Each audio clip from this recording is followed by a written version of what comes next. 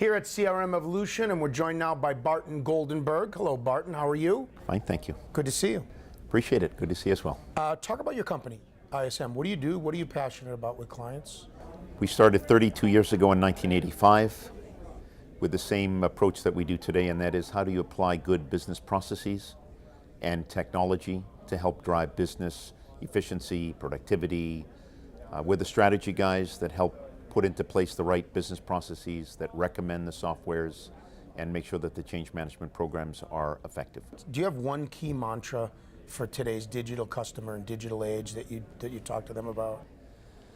So yes, but it's not just digital customers. I think that's a fallacy in the industry. I think I'll talk about the importance of digital customers, but I think it's wrong to think only digital customers. But what has changed is the paradigm of people, process, and technology. So in my books, 20% of the success of a CRM initiative, of a digital strategy, of a identity resolution, online, offline integration of a e-commerce solution is about technology. 50% is about people buying into it, and 30% is about the processes that support that particular effort. The problem, or what has changed in the last 30 odd years, is people used to think I could take a nice shiny technology, slap it in, and all of a sudden magic happens. I get more sales, my service gets better, marketing and so forth. I think companies, particularly the vendors, have finally begun to understand that, in fact, if you don't get the people and process component right and ready, if the technology is as wonderful as it may be, it's just not going to stick and be adopted in a high level that you expect. So the biggest paradigm change is vendors' appreciation and company appreciation for the people, process, technology paradigm, where 80% of the success of these initiatives depend on people and processes, not about the technology. In your opinion, how does enterprise collaboration impact customer experience? Enterprise collaboration has two distinctly different types of collaboration. One is internal and one is external. And I think it's very important because there's a big distinction. So internal, I have a customer, for example, Johnson Controls, big corporation, and they have a limited number of automobile customers around the world. They make the seats and the various things for the inside of the cars. And in that regard, they have, let's just take Toyota, it's a global company. They have a group of salespeople, marketing people, research and engineering people that work on that customer around the world. Very hard to keep in contact 24/7 with what's going on in Toyota in Japan versus Germany versus United States. So there's an internal collaboration effort to get the sales guys and the R&D engineering guys together on the same page, talk about Toyota as one customer, General Motors another, or Ford as another, because they have a very limited group of customers. So internal collaboration for them is critical. It gets everybody on the same page, and they're able to kind of build the story and share in a 24/7 environment. That's internal collaboration. External collaboration, I think, is increasingly important and often comes out of the internal collaboration, but sometimes it just starts on its own. And external collaboration are, for example, private, invitation-only social media communities. So at ExxonMobil, one of our customers, as an example, they created the Mobile SHC Club. And the thinking was, with a large portion of their sales going through distributors and the end customer being a lubrication engineer, what better way to really begin to collaborate than to bring the engineers together with the distributors, with ExxonMobil subject matter experts, and talk shop. And so the collaboration then is an external collaboration whereby we get peer-to-peer exchange. It could be in Russia and put your question in Russian.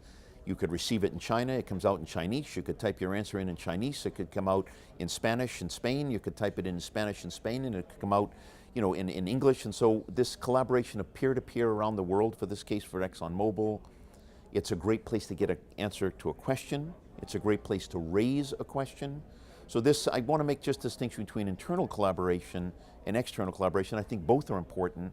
I think in an increasingly digital world, to return to what you talked earlier on, the external collaboration becomes increasingly important to try and both entice and please the digital client.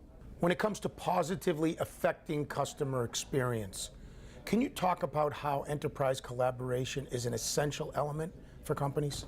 So let's think about customer experience driven by things like their ability to be heard within the company, voice of customer. Their ability to do the optimal journey map to get to your company and get the right products and services at the right time. their ability to choose the channel, the distribution or buying channel of their choice when they want and how they want. These are customer experience markers that help them be happy customers, help them have good experiences.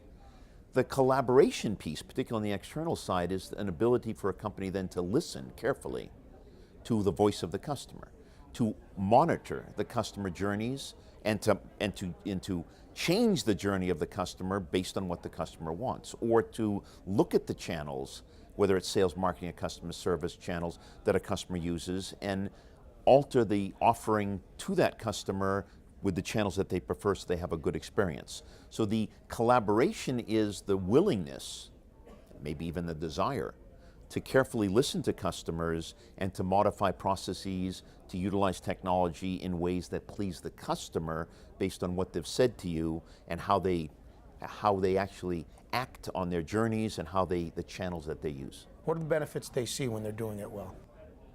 So they see increased sales. They'll see an increased loyalty of the customer to the company.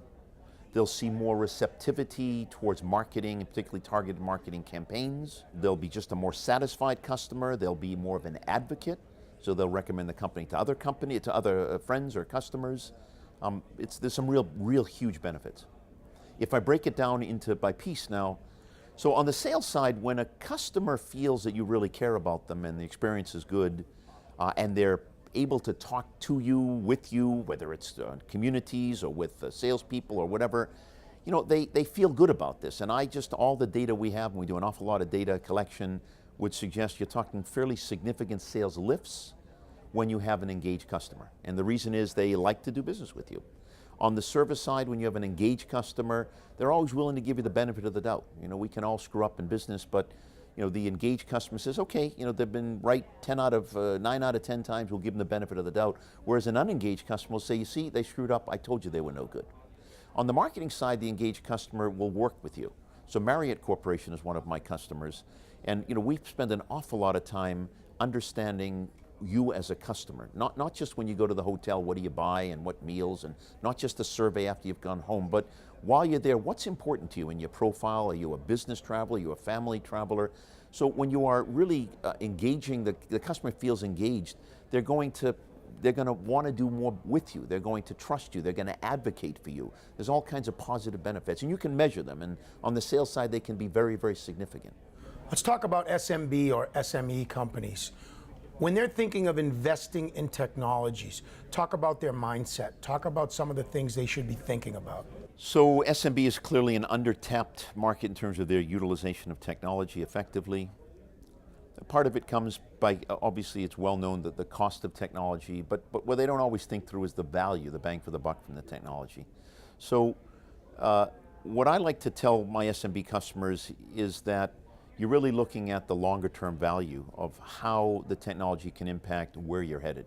Again, it's not just a technology game, it's the processes that your people have bought into that the technology supports. So that kind of technology approach. But what they should really be considering is, and it's some wonderful things.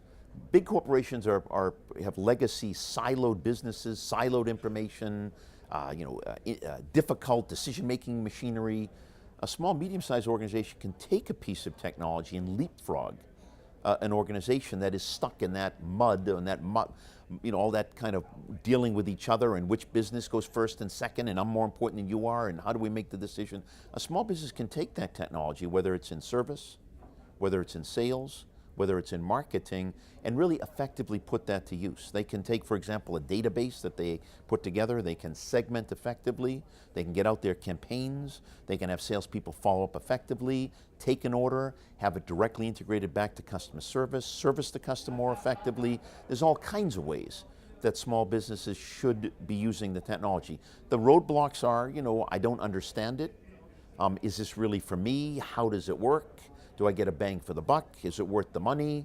It's all those types of, do I have the time and effort to implement it with excellence? Will my customers like it? How much time do I have to spend servicing the technology? There's all kinds of just human questions. Can I do it? Can I pull it off? But the bang for the buck is to leapfrog where they are today to a place where they really should be, and to be able to compete with larger corporations that don't have this. For SME companies, talk about how a suite of products or a single platform solution can save them from integration headaches later. The industry over the last 3 decades has flip-flopped all over the place on the issue of what we call point solutions or best-in-class solutions and platform solutions. I've always been in favor of a platform solution where you have sales and marketing and customer service all in the same platform. And I like to have the data, the master file and everything on that same platform because it allows you to be more fluid in how you do business with your customers.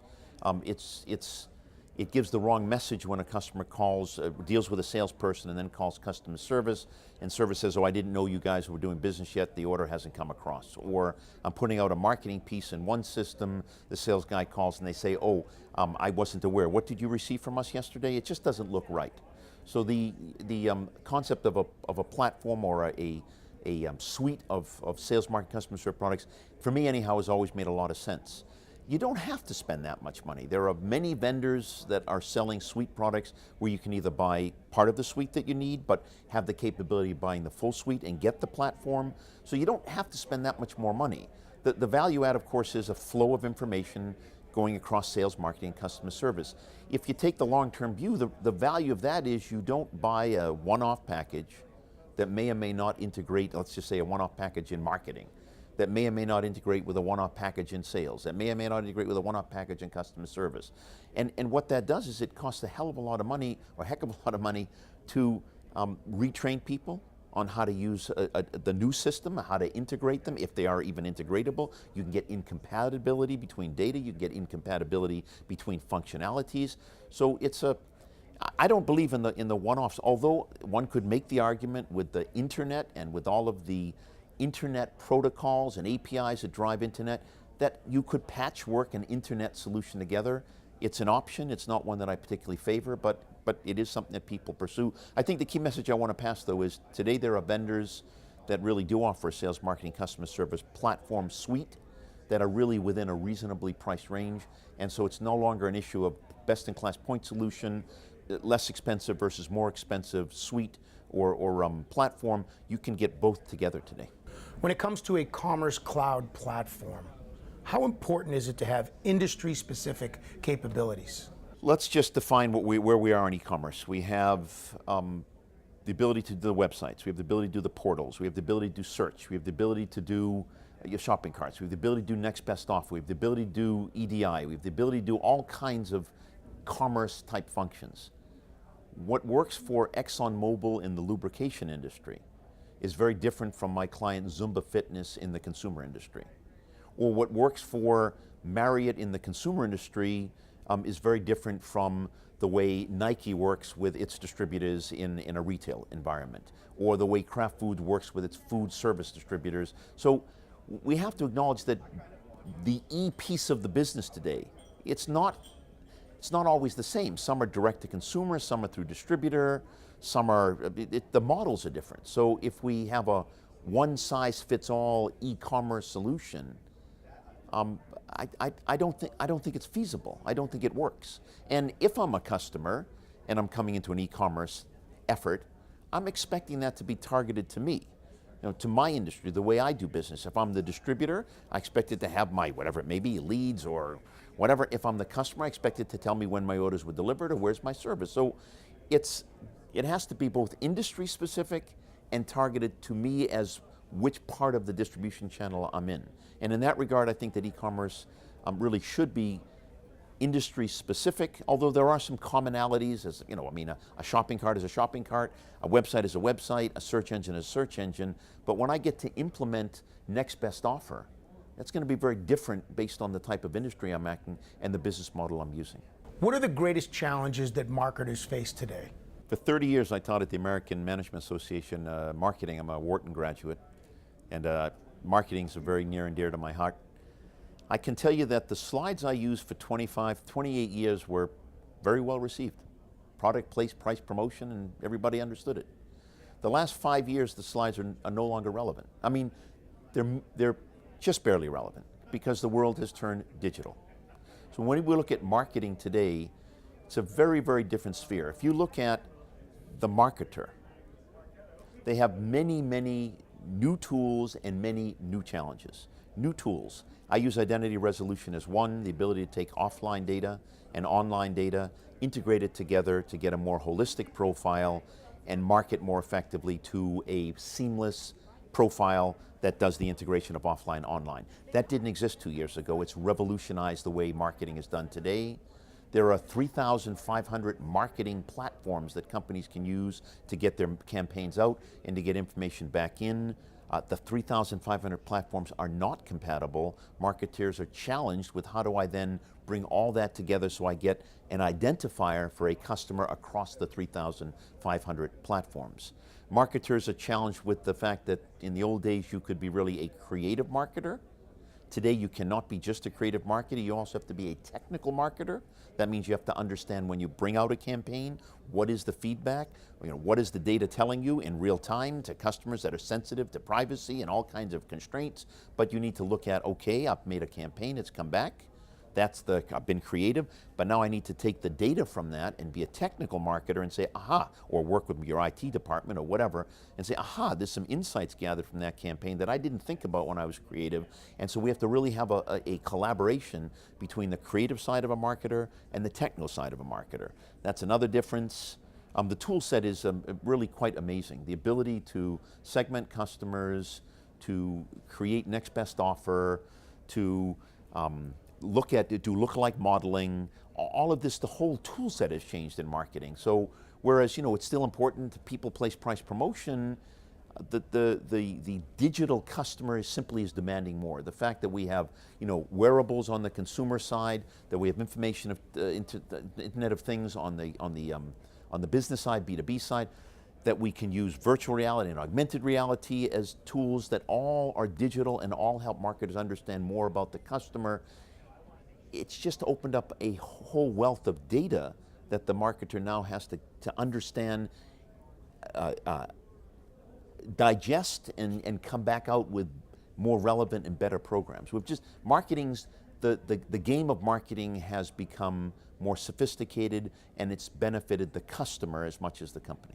Talk about optimizing data for companies. They spend so much time and resources in capturing data, putting it in the hands of the right people at the right time, and managing that data. Talk about optimizing data for a company, especially for marketers. Very, very critical issue, because it's simply the digital fire hose can be overwhelming. And the question, of course, is what's relevant to me and my customers? So you've mentioned a couple of things that are important. Actionable insight, I want to make sure that's a key word. Data to me is irrelevant unless I can action it.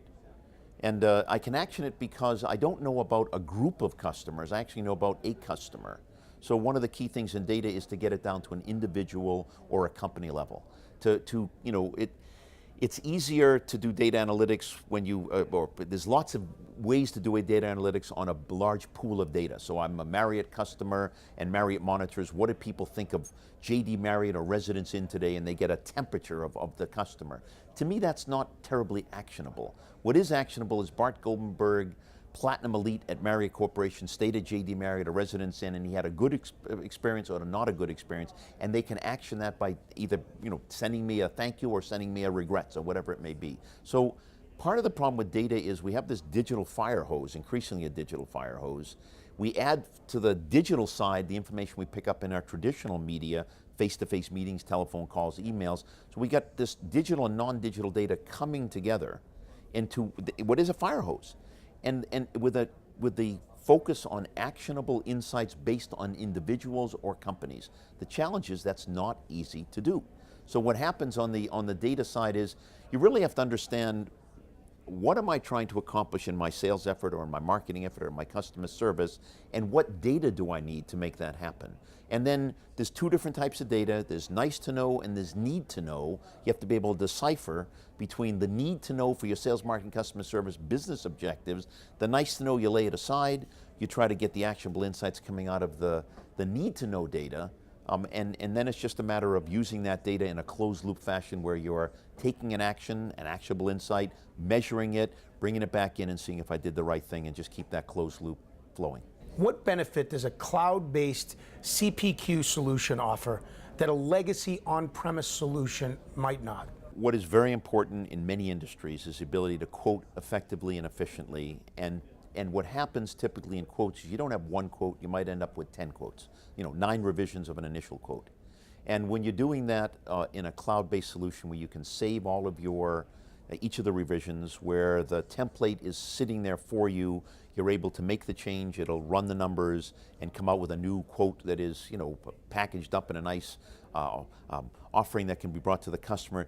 That's the value of working within the cloud, where you can get data coming in from multiple pieces that are aligned to create the quote quickly and efficiently. On the on-premise, sometimes what you have is you have a more old-fashioned file cabinet system where you're not going to have the same level of forms that are created for you, the ability to populate the forms with data that's coming in online versus offline. So there's just a benefit to the whole quote and quote management system using offline tools. To me, customer service used to be considered a line of business. Now it's a way of thinking. What is customer service to you? So the customer experience is very, very important. And a very critical component of a good customer experience is not just the purchase, but it's the servicing when things don't go well.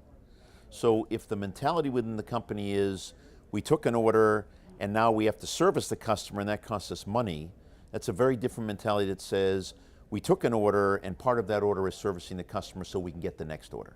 So if you think of customer service as a component of the customer engagement process, of the customer experience, then in fact it's no longer a cost to the company, it's something that you're doing as a part of the overall engagement with the customer to get the next order. When a company tightly aligns its service strategy with the customer journey from end to end, what benefits do they see? So you really look at it in the biggest picture of customer acquisition, retention, and growth, because customer service impacts all of those. So I just want to purposely go to the health industry just because it's a good example of we all need customer service, with our health plans, right? It's just a part of life. And the ability to know that I'm not like everybody else and I have my own unique needs in health is important, so that I'm being listened to. But then once I've bought something from you, the ability for you to service me not as a group of 1,000 people that I might belong to, but as an individual that has a particular medical challenge, that's very important. And what you're going to remember is not that I pay you X number of dollars a month for the policy, but what you are going to remember is when I had a challenge and I called the customer service or did it online, you knew who I was and you responded quickly and effectively.